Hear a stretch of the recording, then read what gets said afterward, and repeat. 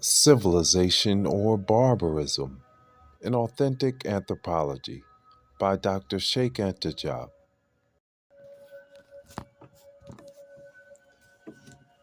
Herodotus affirms having seen the stelae with female sexual organs in Phoenicia.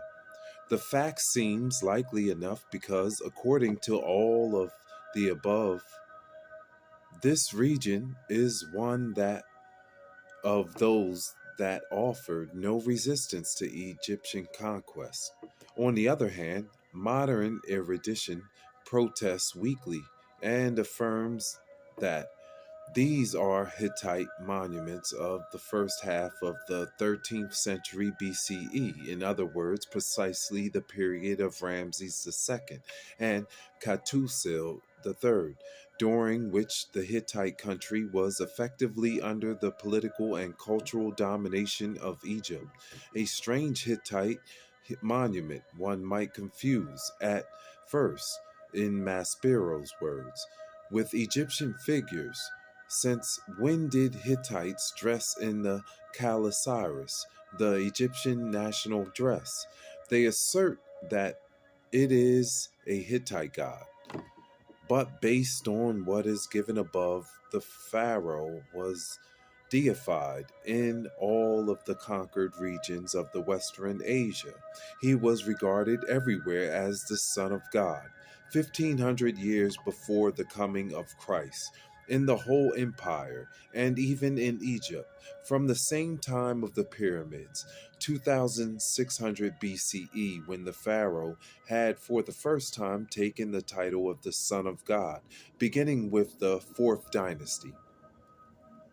At the time these monuments were built, the Hittite king Hattusil III deified the Egyptian pharaoh Ramses II, who was in fact his master and his suzerain, as shown by the letter from Hattusil III quoted above.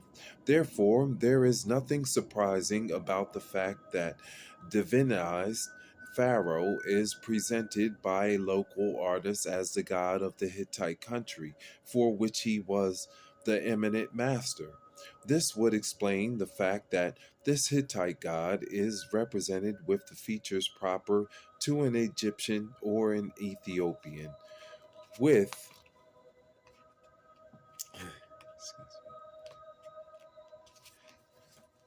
a few misconceptions and errors cited by Maspero and other authors.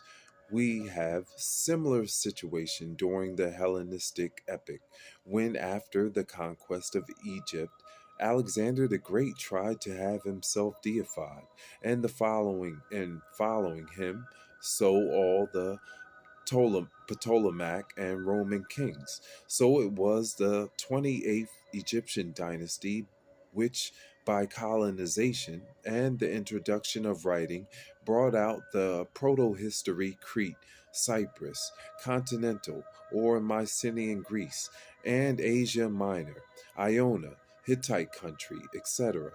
In fact, we know that the 28th dynasty had restored to use the syllabic writing invented during the 11th dynasty in order to transcribe correctly the numerous foreign names of the conquered peoples of the 110 states that made up the empire. Linear A, used precisely in the 16th century BCE to write the Cretan language, is not an accidental invention independent of its political or cultural Egyptian context. It was necessary for the new administration of the 28th dynasty, and it would give birth to Linear B in continental Greece. Figure 28.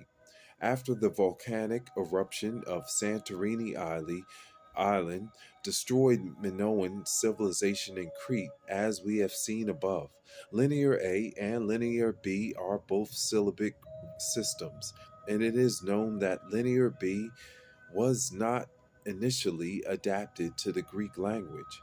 It was a writing system initially invented for the non Greek language.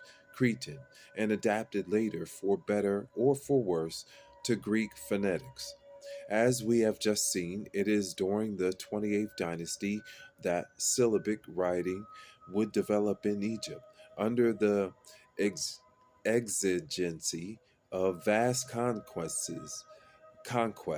necessitating transcription into Egyptian of numerous foreign words and names. Syllabic writing appears during the 11th dynasty, but does not come into frequent use until the 28th dynasty. The purpose of this form of writing is to render in Egyptian, with the approximate phonetic value, foreign names of places and persons, as well as Egyptian names of foreign origin.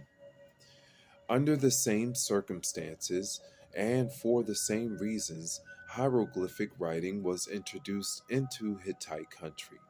Likewise, Phoenician writing, which would give birth to the Greek alphabet in the 8th century BCE, returns via its prior prototypes to the multiple forms of alphabetical writing practiced in Egypt by the secret societies from the time of the ancient empire and which are almost never mentioned.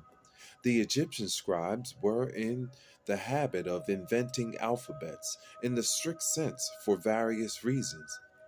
The Ra Shamra text, in other words, the text from Ugarit in northern Phoenicia, reveal against any expectation of the Western ideologues that the ancestors of the primitive Phoenician nation came from the south, Egypt, Africa, and not from the north. And we will stop there, continue back off civilization or barbarism. I'm Uriel Riley, the highest Harlem. Thank you.